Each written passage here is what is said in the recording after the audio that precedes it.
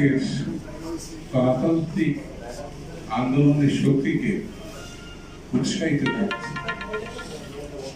তাদেরকে আনন্দিত করেছে, নিশ্চিত করেছে, নিশ্চিত করেছে যে আগামী দিন গণতন্ত্র সঠিক পথে। এখানে ডক্টর ইউনূস এবং জননায়ক বিএনপির ভারপ্রাপ্ত চেয়ারপারসন জনাব তারেক রহমানকে আমি এই সবার পক্ষ থেকে, আমার নিজের পক্ষ থেকে ধন্যবাদ জানাচ্ছি।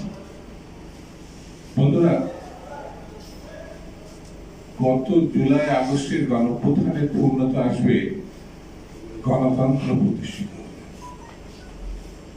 ফ্যাসিবাদের পতন হয়েছে এটা যেমন নিশ্চিত, গণতন্ত্র প্রতিষ্ঠা করার অন্যতম লক্ষ্য হচ্ছে একটি নির্বাচিত সরকার, গণমানুষকে ভোটাধিকার ফিরিয়ে দেওয়া। গত 15 বছর ধরে বাংলার মানুষ তার পছন্দের প্রার্থীকে, পছন্দের মার্কাকে, পছন্দের দলকে তারা ভোট দিতে পারে না। শেখ হাসিনা ভোটের নামে জালিয়াতি করেছে,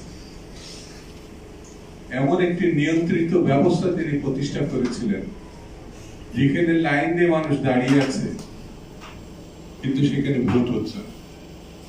সেখানে স্বীকৃত রাজনৈতিক দলগুলো, ছোট বড় এই দেশে যেসব রাজনৈতিক দল, তারা সেই ভোটে দাঁড়ানোর সুযোগ পায়নি, প্রার্থী দেওয়ার সুযোগ পায়নি। কেন? সেখানে ভোট নামক কোন ঘটনা ছিল। সেই নির্বাচনকে শেখ হাসিনা দেশে এবং সারা বিশ্বে চালিয়ে দিয়েছে নির্বাচনের নামে। আর পার্শ্ববর্তী একটি দেশ, গণতন্ত্রের মুখোশধারী দেশ, এই নির্বাচন, তথাকথিত নির্বাচনকে স্বীকৃতি দিয়ে শেখ হাসিনা এবং আওয়ামী লীগের সভানেত্রী তৎকালীন তাকে ফুলের মালা দিয়ে অভিনন্দন জানিয়েছে। আমার কাছে মনে হয়েছে আমাদের যে পার্শ্ববর্তী দেশ, বন্ধু দেশ হিসাবে দাবিদার, মুখোশধারী গণতন্ত্রের দাবিদার, গণতন্ত্রের জন্য সব থেকে বিপজ্জনক শক্তি। এই দেশ সম্বন্ধে আমাদেরকে সতর্ক থাকতে হবে। বন্ধুরা, এই দেশের বিএনপি সহ যেসব রাজনৈতিক দল দীর্ঘ গণতান্ত্রিক আন্দোলনে তারা রক্ত দিয়েছে, শহীদ হয়েছে, জেলে নির্যাতিত হয়েছে, আমাদের পাশে যারা আছে তারা আমার সবাই এক কথায় জেলের সঙ্গী ছিল। আমি যেমন জেল কেটেছি, তারাও জেল কেটেছে। আমাদের নেত্রী বেগম খালেদা জিয়া মিথ্যা মামলায় তথাকথিত বিচারের নামে তাকে 6 বছর জেলে রাখা হয়েছিল। যদি এই গণঅভ্যুত্থান আমরা সফল করতে ব্যর্থ হতাম, তাহলে তাকে আমরা জীবিত পেতাম কিনা সন্দেহ। আল্লাহ তাকে রক্ষা করেছেন। গণঅভ্যুত্থান বাংলাদেশের একটি শুভ সূচনা করেছে।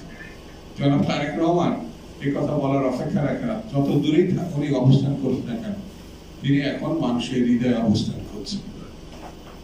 তার প্রতি মানুষের যে আস্থা, বিশ্বাস, সমর্থন, এটা অভূতপূর্ব। বাংলাদেশে একসময় তাকে যারা সমালোচনা করত, তারাও এখন তার সমর্থন, তার কাছেই তারা প্রত্যাশা করে।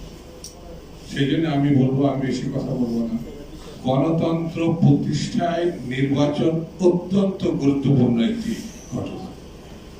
এই নির্বাচন সম্বন্ধে বাংলাদেশে যারা গণতান্ত্রিক আন্দোলন করেছে, প্রতিটি দল এই নির্বাচন তারা চায়।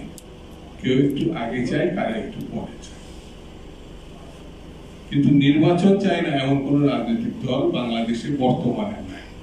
ফ্যাসিবাদ নানান ভাবে, নানান ঘটনায় এটা বিঘ্নিত করার চেষ্টা করতে পারে। সেই ব্যাপারে আমাদের সতর্ক থাকতে হবে। আরেকটি ব্যাপার বলে আমি আপনাদের, ছোটখাটো বিষয় নিয়ে গণতান্ত্রিক শক্তির ভিতরে মতভিন্নতা থাকলে আমরা উত্তেজিত হয়ে যাচ্ছি, এটা ঠিক না। আলাদা পার্টি, আলাদা সংগঠন, আলাদা রাজনীতি, ভিন্নতা তো থাকতেই পারে, থাকতে পারে না? যদি একটা জায়গায় একই সঙ্গে থাকতাম তাহলে তো একটা পার্টির মধ্যেই থাকতাম। এক দল হতো, এক নেতা এক দল, বঙ্গবন্ধুর বাকশাল নাকি একটা কথা ছিল না?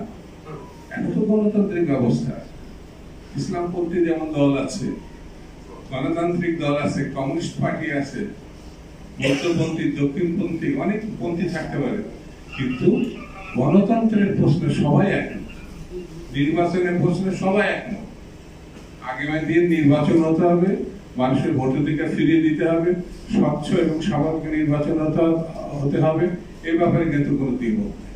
সেই জন্যে আমাদের একটু সতর্ক থাকতে হবে, একটু ধৈর্য থাকতে হবে।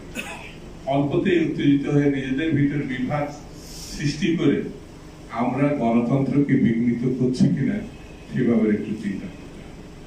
কারণ আমাদের গণতান্ত্রিক পথ মসৃণ ছিল না, মাত্র 16-17 বছর মসৃণ ছিল না। যারা জেল কেটেছে, যারা স্বজন হারিয়েছে, এক বিএনপি পরে 5,000, এক বিএনপি 15-16 বছরে পরে 5,000 শহীদ হয়েছে, গুম হয়েছে আমাদের অনবন্ধনে।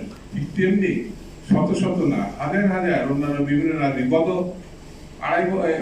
গত 1 মাসেই তো যে গণঅভ্যুত্থান, 2000-এর উপরে শহীদ।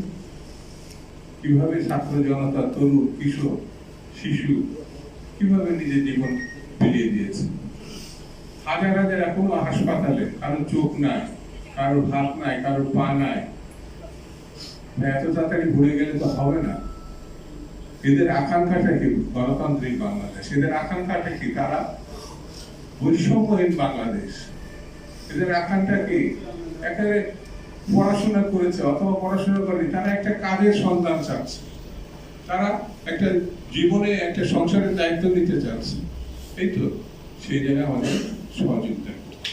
সেই জন্য আসুন আমরা সবাই মিলে ঐক্যবদ্ধভাবে বাংলাদেশটাকে গণতান্ত্রিক বাংলাদেশ, স্বাধীন বাংলাদেশ আর স্বাধীনতা সার্বভৌমত্ব রক্ষার জন্য এই বীরের জাতি, এটা মুক্তিযুদ্ধের জাতি, সেই বীরত্বের সঙ্গে আমাদের লড়াই করতে হবে।